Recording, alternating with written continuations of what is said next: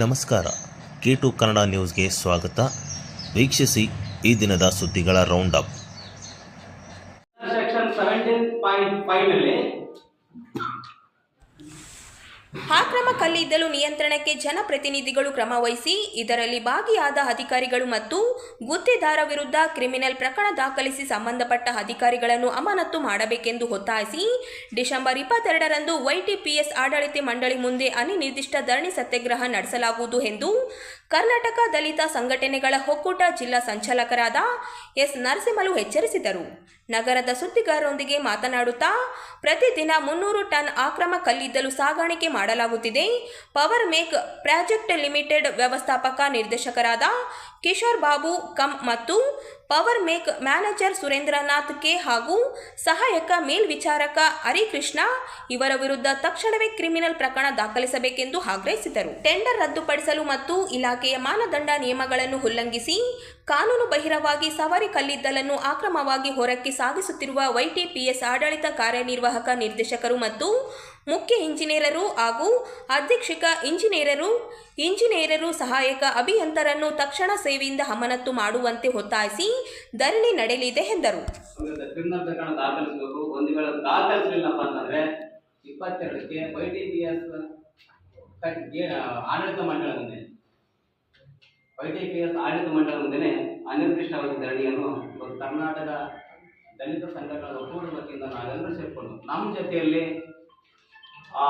ಅಕ್ರಮ ಮತ್ತು ಭ್ರಷ್ಟಾಚಾರ ನಿರ್ಮೂಲನೆ ಮಾಡಬೇಕೆನ್ನುವಂಥ ಮನಸ್ಥಿತಿ ಇರುವಂಥ ಯಾವುದೇ ಎನಿಮಲ್ ವ್ಯಕ್ತಿ, ಯಾವುದೇ ಸಂಘಟನೆ, ಅದು ಕಾರ್ಮಿಕ ಸಂಘಟನೆ ಆಗಿರ್ಬೋದು, ರೈತ ಪರ ಸಂಘಟನೆ ಆಗಿರ್ಬೋದು, ದಲಿತ ಪರ ಸಂಘಟನೆ ಆಗಿರ್ಬೋದು, ಇನ್ನೂ ಯಾವುದೇ ಹಲವಾರು ಭ್ರಷ್ಟಾಚಾರ ವಿರೋಧಿ ನಿರ್ಮೂಲನೆ ಮಾಡುವಂಥ ಸಂಘಟನೆಗಳು, ವ್ಯಕ್ತಿಗಳು ಆ ಹೋರಾಟದಲ್ಲಿ ಭಾಗವಹಿಸಿ ನಮ್ಮ ಜಿಲ್ಲೆಯ ಸಂಪನ್ಮೂಲ, ನಮ್ಮ ಜಿಲ್ಲೆಯಲ್ಲಿ ನಡೆಯುವಂಥ ಅಕ್ರಮ ದರೋಡೆಯನ್ನು ತಡೆಗಟ್ಟುವಂಥ ಕೆಲಸಕ್ಕೆ ಎಲ್ಲರೂ ಕೂಡ ಮುಂದಾಗಬೇಕು ಅಂತೇಳಿ ನಾನು ಈ ಪತ್ರಿಕಾಗೋಷ್ಠಿ ಮೂಲಕ ನಾನೆಲ್ಲರಿಗೂ ಕೂಡ ಮನವಿ ಮಾಡೋಣ. 10ನೇ ತಾರೀಕು ಒಂದು ಮನವಿ ಪತ್ರ ಕೊಡ್ತೀವಿ. ನಮ್ಮ ರಾಯಚೂರು ಜಿಲ್ಲೆಯಲ್ಲಿ ಈ ರೀತಿ ಭ್ರಷ್ಟಾಚಾರ ನಡೀತಾ ಇದೆ, ಈ ರೀತಿ ಅಕ್ರಮ ಕಲ್ಲಿದ್ದಲನ್ನು ಸಂಗ್ರಹಣೆ ಮಾಡಿಕೊಂಡು ಶೇಖರಣೆ ಮಾಡಿಕೊಂಡು ಅದನ್ನು ಸರಬರಾಜು ಮಾಡ್ತಾ ಇದ್ದಾರೆ. ಇಂಥ ಪರ್ಸನ್ಗಳು, ಇಂಥ ಇಲಾಖೆ ಅಧಿಕಾರಿಗಳು, ಇಂಥವರಿಂದ ನಮ್ಮ ರಾಯಚೂರು ಜಿಲ್ಲೆಯ ಮಾನ ಮರ್ಯಾದೆ ಸಂಪನ್ಮೂಲ ಸಂಪೂರ್ಣ ಲೂಟಿ ಆಗ್ತಾ ಇದೆ. ರೈತರು ಸಿಗಬೇಕಾಗಿರ್ತಕ್ಕಂಥ ವಿದ್ಯುತ್ ಇವತ್ತು, ಆಮೇಲೆ ಕೈಗಾರಿಕಾ ಪ್ರದೇಶದಲ್ಲಿ ಕಂಪನಿಗಳಿಗೆ ಸಿಗಬೇಕಾಗಿದ್ದ ವಿದ್ಯುತ್ ಇವತ್ತು ಲೋಡ್ ಶೆಡಿಂಗ್ ಆಗ್ತಾ ಇದೆ. ಆ ಲೋಡ್ ಶೆಡಿಂಗ್ ಯಾವ ಕಾರಣಕ್ಕೆ ಆಗ್ತದೆ ಅಂತಂದ್ರೆ ಸರಿಸುಮಾರು ಪ್ರತಿದಿನ 300 ಟನ್ ಕಲ್ಲಿದ್ದಲು ಅದು ಹೊರಗಡೆ ಸಪ್ಲೈ ಆಗ್ತಿದೆ ಸರ್, ದಯವಿಟ್ಟು ಅದನ್ನು ನಿರ್ಬಂಧ ಮಾಡಿ ಅಂತಂದ್ರೆ ಜಿಲ್ಲಾಧಿಕಾರಿಗಳು ಹೇಳ್ತಾರೆ. ನನಗೆ ಅದಕ್ಕೆ ಯಾವುದೇ ರೀತಿ ಸಂಬಂಧ ಇಲ್ಲ ಎನ್ನುವಂತ ರೀತಿಯಲ್ಲಿ ಮಾನ್ಯ ಜಿಲ್ಲಾಧಿಕಾರಿಗಳು ಹೇಳ್ತಾರೆ. ನನಗೆ ಅದಕ್ಕೆ ಯಾವುದೇ ರೀತಿ ಸಂಬಂಧ ಇಲ್ಲ, ಆ ಇಲಾಖೆನೇ ಬೇರೆ. ಹಂಗ ನಾವು ಯೋಚನೆ ಮಾಡಿದ್ರೆ ನಮ್ಮ ರಾಯಚೂರು ಜಿಲ್ಲೆಯಲ್ಲಿ ಜಿಲ್ಲಾಡಳಿತ ಏನ್ ಕೆಲಸ ಮಾಡ್ತಾರೆ? ಅವರು ಕಣ್ಣುಚ್ಕೊಂಡು ಕೂತಿರೋದ್ರಿಂದ ಇವತ್ತಿಂದ ಭ್ರಷ್ಟಾಚಾರ ಮಟ್ಟದಲ್ಲಿ ಅಗಲದಂತೆ ನಡೆದಿದೆ. ಇವಾಗ ಸುಮಾರು ಒಂದು 2-3 ದಿನ ಮಾತ್ರ ಬಂದಾಗಿರ್ಬೋದು. ಬಹುಶಃ ತಮಗೆಲ್ಲ ಗೊತ್ತಿರ್ತಕ್ಕಂಥ ವಿಷಯ. ನಿನ್ನೆ ತಾನೇ ಕಲ್ಯಾಣ ಸತ್ಯ ಪತ್ರಿಕೆಯಲ್ಲಿ ಒಂದು ವರದಿ ಆಯಿತು. RTPS ವ್ಯವಸ್ಥಾಪಕರು ನಿರ್ದೇಶಕರು ಅಶೋಕ್ ಬೊಮ್ಮನಹಳ್ಳಿ ಅವರು ರಾಯಚೂರು ಗ್ರಾಮೀಣ ಪೊಲೀಸ್ ಠಾಣೆಯಲ್ಲಿ ಹೋಗಿ ಒಂದು ದೂರು ಕೊಡ್ತಾರೆ. ಈ ರೀತಿ ಕಲ್ಲಿದ್ದಲು ಕಳೆದಿನ ಪ್ರಕರಣಗಳು ಸಾಕಷ್ಟು ಬರ್ತಾ ಇದ್ದಾರೆ. ಯಾರು ಕಳ್ಳ ಮಾಡ್ತಾರೆ ಗೊತ್ತಿಲ್ಲ ನಮ್ಗೆ, ಅದನ್ನ ಪತ್ತೆ ಹಚ್ಚಿ ದೂರು ದಾಖಲಿಸಿ ಅಂತ ಹೇಳ್ತಾರೆ. ಸ್ವಾಮಿ, ನಾನು ಇವತ್ತು ಹೇಳ್ತಾ ಇದ್ದೇನೆ, ಅಶೋಕ್ ಬೊಮ್ಮನಹಳ್ಳಿ ಸಾಹೇಬ್ರೆ, ಎಲ್ಲ ಗೊತ್ತು ನಿಮ್ಗೆ. ಬೇಲಿನೇ ಎದ್ದು ಒಲೆ ಮೈತಾ ಇದೆ. ಇವತ್ತಿನ ದಿವಸ ಬೇಲಿನೇ ಎದ್ದು ಹೊಲ ಮೈತಾ ಇದೆ.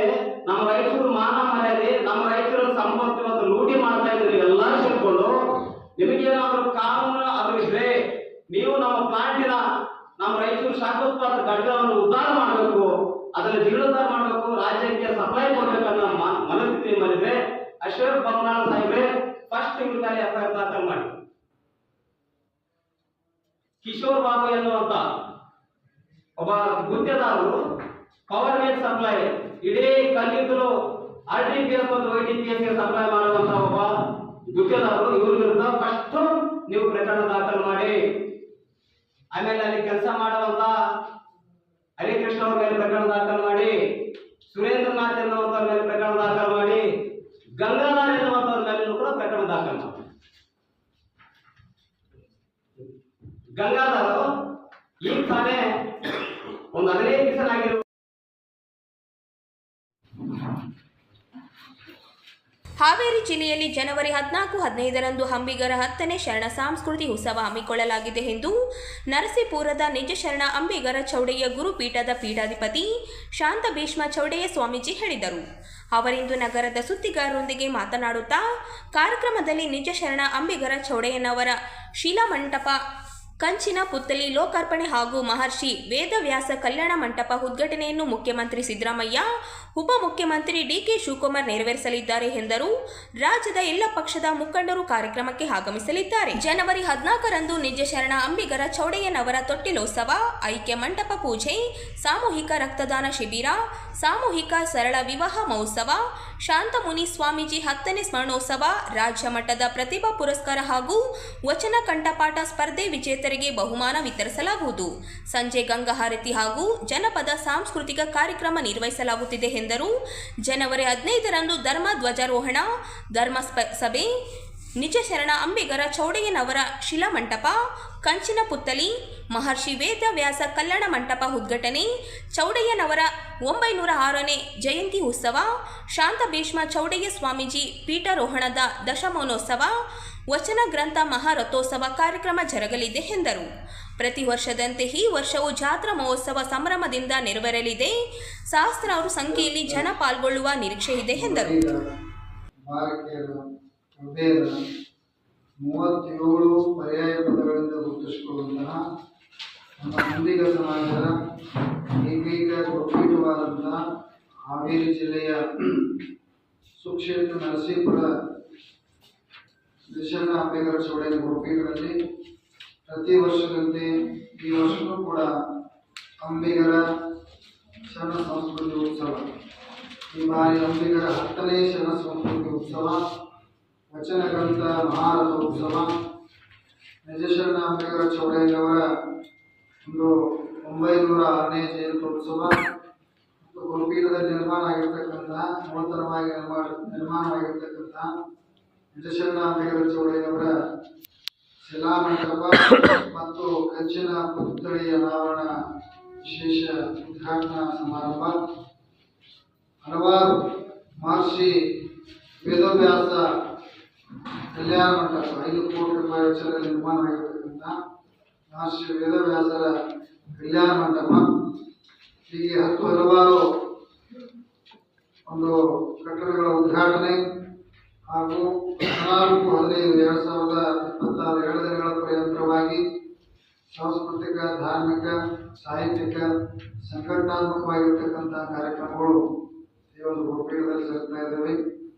14 ಬೆಳಗ್ಗೆ ಅಂಬಿಗರ ಚೌಡಯ್ಯನವರ ಜಯಂತ್ಯೋತ್ಸವದ ನಿಮಿತ್ತವಾಗಿ ತೊಟ್ಟಿಲೋತ್ಸವ ಕಾರ್ಯಕ್ರಮ, ತದನಂತರ ನಿಜ ಶರಣ ಅಂಬಿಗರ ಚೌಡಯ್ಯನವರ ಜನ್ಮಸ್ಥಳ ಮತ್ತು ಐಕ್ಯ ಸ್ಥಳ ಗುರುಪೀಠದಲ್ಲಿರ್ತಕ್ಕಂಥ ಚೌಡಯ್ಯದಾನಪುರದಲ್ಲಿರ್ತಕ್ಕಂಥ ಅಂಬಿಗರ ಚೌಡಯ್ಯನವರ ಐಕ್ಯ ಮಂಟಪಕ್ಕೆ ವಿಶೇಷವಾದಂತಹ ಪೂಜೆಯನ್ನ ನಾವು ಭಕ್ತರೊಳಗೆ ಹೋಗಿ ಪೂಜೆ ಸಲ್ಲಿಸುತ್ತಿದ್ದೀವಿ. ಅದಾದ ನಂತರ ಬೆಳಿಗ್ಗೆ 10 ಗಂಟೆಗೆ ಸಾಮೂಹಿಕವಾದಂತಹ ರಕ್ತದಾನ ಶಿಬಿರ ಕಾರ್ಯಕ್ರಮ ಗುರುಪೀಠದಲ್ಲಿ ಜರುಗ್ತಾ ಇದೆ. ತದನಂತರ 11 ಗಂಟೆಗೆ ಸಾಮೂಹಿಕವಾದಂತಹ ವಿವಾಹಗಳು, ಸಾಮೂಹಿಕ ವಿವಾಹ ಮಹೋತ್ಸವ ಮತ್ತು ಈ ಒಂದು ಪೀಠದ ಪ್ರಥಮ ಪೀಠಾಧಿಪತಿಗಳಾಗಿರ್ತಕ್ಕಂತಹ ಪೂಜ್ಯ ಶಾಂತಮುನಿ ಮಹಾಸ್ವಾಮೀಜಿಯವರ ಒಂದು 10ನೇ ಸ್ಮರಣೋತ್ಸವ ಮತ್ತು ರಾಜ್ಯ ಮಟ್ಟದ ನಮ್ಮ ಸಮಾಜದ ಪ್ರತಿಭಾವಂತ ಮಕ್ಕಳಿಗೆ SSLC PUC ಮಕ್ಕಳಿಗೆ ಪ್ರತಿಭಾ ಪುರಸ್ಕಾರ ಮತ್ತು ವಿಶೇಷವಾಗಿ ಶರಣರ ವಚನಗಳನ್ನ ಕಂಠಪಾಠ ಸ್ಪರ್ಧೆ ಬಹುಮಾನ ವಿತರಣೆ ಕಾರ್ಯಕ್ರಮ ಈ ಒಂದು 14ರಂದು ನಡೀತಾ ಇದೆ. 14 ಸಾಯಂಕಾಲ ಐತಿಹಾಸಿಕವಾಗಿರ್ತಕ್ಕಂತಹ ಕಾಶಿ ಮಾದರಿಯಲ್ಲಿ ಗಂಗಾರತಿ ಕೂಡ ಅಲ್ಲಿ ಗುರುಪೀಠದ ಆವರಣದಲ್ಲಿ, ಅಂದ್ರೆ ತುಂಗಭದ್ರಾ ನದಿ ದಂಡೆಯಲ್ಲಿ ನಮ್ಮ ಗುರುಪೀಠ ಇರೋದ್ರಿಂದ ಘಟನೆಯನ್ನು ನಾವು ಖಂಡಾಖಂಡವಾಗಿ ರಾಯಚೂರು ತಾಲೂಕಿನ ಚಂದ್ರಬಂಡ ಹೋಬಳಿಯ ಅರಸಿಗೇರ ಸೀಮಾಂತರದಲ್ಲಿ ಬರುವ ಜಮೀನು ಸರ್ವೆ ನಂಬರ್ 162ರಲ್ಲಿ ಮಂಜೂರಾಗಿರುವ ಫಲಾನುಭವಿಗಳ ಭೂಮಿಯಲ್ಲಿ ಕರ್ನಾಟಕ ವಿದ್ಯುತ್ ಪ್ರಸರಣ ನಿಗಮ ನಿಯಮಿತ ಕೇಂದ್ರ ಸ್ಥಾಪಿಸಲು ಹೊರಟಿರುವ ಉದ್ದೇಶವನ್ನು ಕೈಬಿಡುವಂತೆ ಒತ್ತಾಯಿಸಿ ಭೂಮಿ ಮತ್ತು ವಸತಿ ಹಕ್ಕು ವಂಚಿತರ ಹೋರಾಟ ಸಮಿತಿಯು ವತಿಯಿಂದ ಜಿಲ್ಲಾಧಿಕಾರಿಗಳಿಗೆ ಮನವಿ ಸಲ್ಲಿಸಿದರು. ಚಂದ್ರಬಂಡ ಅರಸಿಗೇರ ಸೀಮಂತರದಲ್ಲಿ 70 ಎಕರೆ 22 ಗುಂಟೆ ಜಮೀನಿನಲ್ಲಿ ಸುಮಾರು ಕಳೆದ 34 ವರ್ಷಗಳ ಹಿಂದೆ 9 ಫಲಾನುಭವಿಗಳಿಗೆ ಮಂಜೂರಾಗಿದ್ದ ಭೂಮಿಯಲ್ಲಿ ನೀರಾವರಿ ಸೌಲಭ್ಯಕ್ಕಾಗಿ ಕೊಳವೆ ಬಾವಿ ಕೊರೆಸಿಕೊಂಡು ಜೀವನವನ್ನು ಮಾಡುತ್ತಿದ್ದಾರೆ. ಈ ಭೂಮಿಯಲ್ಲಿ 9 ಜನಕ್ಕೆ ಅವರ ಹೆಸರಿನಲ್ಲಿ ಪಹಣಿಯನ್ನು ಮಾಡಿರುತ್ತಾರೆ. ಸದರಿ ಜಮೀನಿನಲ್ಲಿ ಸಾಗುವಳಿ ಮಾಡುತ್ತಾ ಬಂದಿರುತ್ತಾರೆ. ಈ ಸರ್ವೆ ನಂಬರ್ನ ಜಮೀನಿನಲ್ಲಿ ಸಾರ್ವಜನಿಕ ರುದ್ರ ಭೂಮಿಗಾಗಿ 2 ಎಕರೆ ಜಮೀನನ್ನು ಕಾಯ್ದಿರಿಸಿ ನಕ್ಷೆಯನ್ನು ಮಾಡಿರುತ್ತಾರೆ. ಇದರಿಂದ ಬಡವರಿಗೆ ತುಂಬ ಅನ್ಯಾಯವಾಗುತ್ತದೆ. ಕರ್ನಾಟಕ ವಿದ್ಯುತ್ ಪ್ರಸರಣ ನಿಗಮ ನಿಯಮಿತ ಉಪಕೇಂದ್ರವನ್ನು ರದ್ದುಪಡಿಸಿ ಬೇರೆ ಕಡೆ ಸ್ಥಳಾಂತರಿಸಿ ಈ ಜನರಿಗೆ ಬದುಕನ್ನು ಕಟ್ಟಿಕೊಳ್ಳಲು ಅವಕಾಶ ನೀಡಬೇಕೆಂದು ಮನವಿ ಪತ್ರ ಸಲ್ಲಿಸಿದರು. ಈ 21ನೇ ಶತಮಾನದಲ್ಲಿ ಅಂತ ಭೂಮಿಯನ್ನು ಕೊಳ್ಳಲಿಕ್ಕೆ ನಾವು ಸಾಧ್ಯ ಇಲ್ಲ ಬಂಧುಗಳೇ. ಹಾಗಾಗಿ ನೀವು ಯಾವುದೇ ಕಾರಣಕ್ಕೂ ನೀವು ದೃಢ ಮನಸ್ಸಿನಿಂದ ಗಟ್ಟಿ ನಿರ್ಧಾರದಿಂದ ಈ ಎಂಥದ್ದೇ ಇವರು ನೆರವೇರಿಸಲಿದ್ದಾರೆ.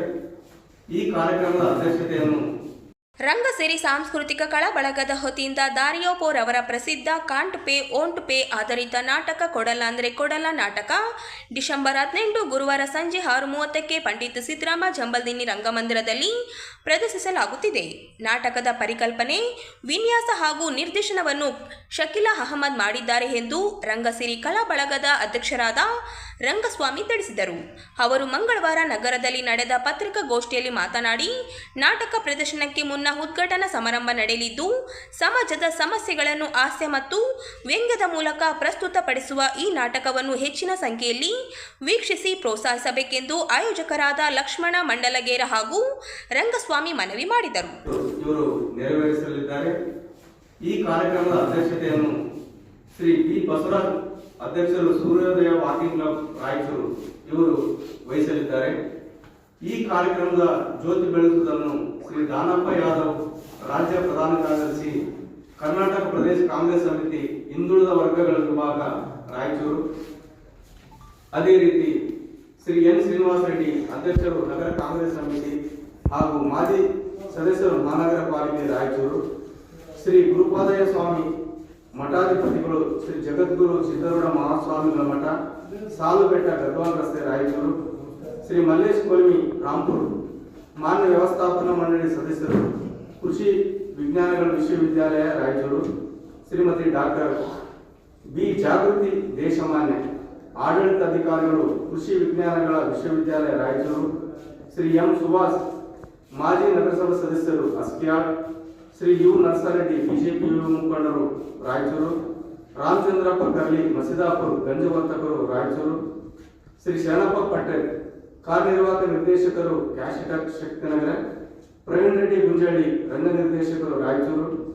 ಶ್ರೀ ರಾಜಶಂಕರ ಎನ್ ವಕೀಲರು, ಅಧ್ಯಕ್ಷರು, ಹೊರಸಿದ್ದಿ ಆಂಜನೇಯ ಸ್ವಾಮಿ ದೇವಸ್ಥಾನ ರಾಯಚೂರು. ಶ್ರೀ ವಿಜಯರಾಜ್ ರೆಡ್ಡಿ, ಕಾಂಗ್ರೆಸ್ ಯುವ ಮುಖಂಡರು, ವಾರ್ಡ್ ನಂಬರ್ 27 ರಾಯಚೂರು. ಶ್ರೀ ಲಕ್ಷ್ಮಣ ಮಂಡಲ್ಗೇರ, ರಂಗ ನಿರ್ದೇಶಕರು ರಾಯಚೂರು. ಶ್ರೀ ಕೊಂಡಪ್ಪ ಕೆ, ಜಿಲ್ಲಾಧ್ಯಕ್ಷರು, ನಮ್ಮ ಕರ್ನಾಟಕ ಸೇನೆ ರಾಯಚೂರು. ಶ್ರೀ ಮಹಾದೇವ್, ಪ್ರಧಾನ ಕಾರ್ಯದರ್ಶಿ, ರಂಗಚೇತನ ರಂಗ ನಿರಂತರ ಹವ್ಯಾಸಿ ಕಲಾ ನಾಟಕ ಸಂಘ ಯದಲಾಪುರ್. ಶ್ರೀ ಹಿರೇಶ್ ಕೊತ್ವಾಲ್, ಪ್ರಧಾನ ಕಾರ್ಯದರ್ಶಿ, ರಂಗಸಿರಿ ಸಾಂಸ್ಕೃತಿಕ ಕಲಾ ಬಳಗ ರಾಯಚೂರು ಇವರು ಮುಖ್ಯ ಅತಿಥಿಗಳಾಗಿ ಭಾಗವಹಿಸಲಿದ್ದಾರೆ. ನಂತರ ಕೊಡಲ್ಲ ಅಂದ್ರೆ ಕೊಡಲ್ಲ ನಾಟಕ ಪ್ರದರ್ಶನವಾಗಲಿದೆ. ಈ ನಾಟಕದ ಬಗ್ಗೆ ನಮ್ಮ ಲಕ್ಷ್ಮಣ ಮಂಡಲಿಗರ ರಂಗ ನಿರ್ದೇಶಕರು. ನಮಸ್ಕಾರ. ರಂಗಸಿರಿ ಸಾಂಸ್ಕೃತಿಕ ಕಲಾ ಬಳಗ ಆಯೋಜಿಸುತ್ತಿರುವ ದಾರಿಯೋಪೋರ್ ಅವರ ಕಾಂಟ್ ಪೇ ಓಂಟ್ ಪೇ. ದಾರಿಯೋಪೋರ್ ಅನ್ನೋ ಒಬ್ಬ ಲೇಖಕ ಇಟಾಲಿಯನ್ ದೇಶದವರು.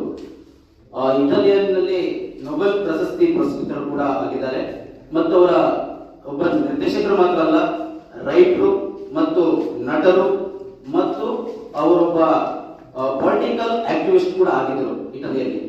ಅಂತ ಒಬ್ಬ ಲೇಖಕರ ಒಂದು ಕೃತಿಯನ್ನ ತಗೊಂಡು ಕನ್ನಡದಲ್ಲಿ ಕೊಡಲ್ ಅಂದ್ರೆ ಕೊಡಲ್ ಅನ್ನೋ ಒಂದು ನಾಟಕವನ್ನು ಅನುವಾದ ಮಾಡಿಕೊಂಡು ಪ್ರಕಾಶ್ ರೈ ಅವರ ನಿರ್ದಿಗಂತ, ಶ್ರೀರಂಗಪಟ್ಟಣದಲ್ಲಿ ಏನಿದೆ ನಿರ್ದಿಗಂತ, ಆ ನಿರ್ದಿಗಂತ ಸಂಸ್ಥೆಯ ನೇತೃತ್ವದಲ್ಲಿ ಶಕೀಲ್ ಅಹಮದ್ ಅಂತೇಳಿ ಉತ್ತರ ಕರ್ನಾಟಕ ಭಾಗದ ಒಬ್ಬ ಪ್ರಸಿದ್ಧ ರಂಗ ನಿರ್ದೇಶಕ, ಬ್ರಿಟನ್, ಜರ್ಮನಿ, ಸಿಂಗಾಪುರ್ನಲ್ಲಿ ರಂಗ ತರಬೇತಿಯನ್ನು ಪಡೆದುಕೊಂಡು ಇವತ್ತು ಕರ್ನಾಟಕ ಕನ್ನಡ ರಂಗಭೂಮಿಯಲ್ಲಿ ಉತ್ತಮ ನಾಟಕಗಳನ್ನ ಅಂದ್ರೆ ಪ್ರಸ್ತುತ ಸನ್ನಿವೇಶಗಳಿಗೆ ಸಂಬಂಧಪಟ್ಟಂತ ವಿಷಯಗಳನ್ನ ರಿಲೆವೆಂಟ್ ನಾಟಕಗಳನ್ನ ತಗೊಂಡು ಇವತ್ತು ಕನ್ನಡ ರಂಗಭೂಮಿಯಲ್ಲಿ ಹೊಸ ಚೈತನ್ಯವನ್ನ ಮತ್ತು ಹೊಸ ಪ್ರಯೋಗಗಳನ್ನ ಕೊಡುತ್ತಾ ಬರ್ತಾ ಇದ್ದಾರೆ.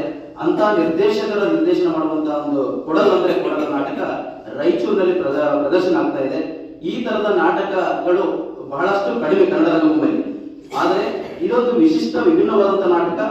ಕೊಡಲ್ಲ ಅಂದ್ರೆ ಕೊಡಲ್ಲ ಅನ್ನೋ ನಾಟಕದ ಉದ್ದೇಶ ಏನಂತಂದ್ರೆ, ಇವತ್ತಿನ ಸರ್ಕಾರ ಪ್ರಜಾಪ್ರಭುತ್ವ ವ್ಯವಸ್ಥೆಯಲ್ಲಿ ಸರ್ಕಾರಗಳು ಜನಸಾಮಾನ್ಯರ ಮೇಲೆ ಏರುವಂತ ಏನು GST ಆಗಿರ್ಬೋದು ಅಥವಾ ಬೆಲೆ ಏರಿಕೆಗಳು ಏನೇನಿದಾವೆ, ಈ ತರದ ಸಮಸ್ಯೆಗಳಿಂದ ಜನಸಾಮಾನ್ಯರು ಯಾವ ರೀತಿ ಸಮಸ್ಯೆಗಳನ್ನ ಎದುರಿಸ್ತಾ ಇದ್ದಾರೆ ಅಂತ ಸಮಸ್ಯೆಗಳನ್ನ ವಿಷಯಗಳನ್ನ ಇಟ್ಕೊಂಡು ಪ್ರಚಲಿತ ವಿದ್ಯಮಾನಗಳಿಗೆ ಅನುಗುಣವಾಗಿ ಕಟ್ಟಿರುವಂತ ಒಂದು ರಂಗರೂಪಕ ಇದು. ಅಂತ ಒಂದು ಹಾಸ್ಯ ನಾಟಕ ಇದು ಕೂಡ. ಆ ಹಾಸ್ಯ ಪ್ರಹಸನದ ಮೂಲಕ ವಿಷಯಗಳನ್ನ ಪ್ರಸ್ತುತಪಡಿಸ್ತಾ ಕೊನೆಗೆ ಒಂದು ಇವತ್ತಿನ ಪೊಲೀಸ್ ವ್ಯವಸ್ಥೆ ಕೂಡ ಯಾವ ರೀತಿ ಜನಸಾಮಾನ್ಯರ ಮೇಲೆ ದಬ್ಬಾಳಿಕೆಯನ್ನ ಮಾಡ್ತಾ ಇದೆ ಅದಕ್ಕೆ ತಂದು ನಿಲ್ಲಿಸಿ ಒಂದು ಸೀರಿಯಸ್ ಅಂತ ಜನಸಾಮಾನ್ಯರೇ ಎದ್ದೇಳುವಂತ ಒಂದು ಸಿಚುವೇಶನ್ ಅಲ್ಲಿ ನಾಟಕ ಎಂಡ್ ಆಗುತ್ತೆ. ಈ ರೀತಿಯಲ್ಲಿ ಒಂದು ಉತ್ತಮ ನಾಟಕ ಇದೆ. ರಾಯಚೂರು ರಂಗಸಕ್ತರು ಎಂದಿನಂತೆ ತಮ್ಮ ಪ್ರೀತಿಯ ಪೂರ್ವಕ ಬರುವಿಕೆ ಕೂಡ ನಮಗೆ ಕಲಾವಿದರಿಗೆ ಬಹಳ ಅವಶ್ಯಕತೆ ಇದೆ. ಹಾಗಾಗಿ ರಾಯಚೂರು ರಂಗಸಕ್ತರು ಆಗಮಿಸಿ ನಾಟಕವನ್ನು ವೀಕ್ಷಿಸಬೇಕಂತೇಳಿ ಮಾಧ್ಯಮದ ಮೂಲಕ ಕೋರ್ತಾ ಇದ್ದೇವೆ. ಎಲ್ರಿಗೂ ಧನ್ಯವಾದ.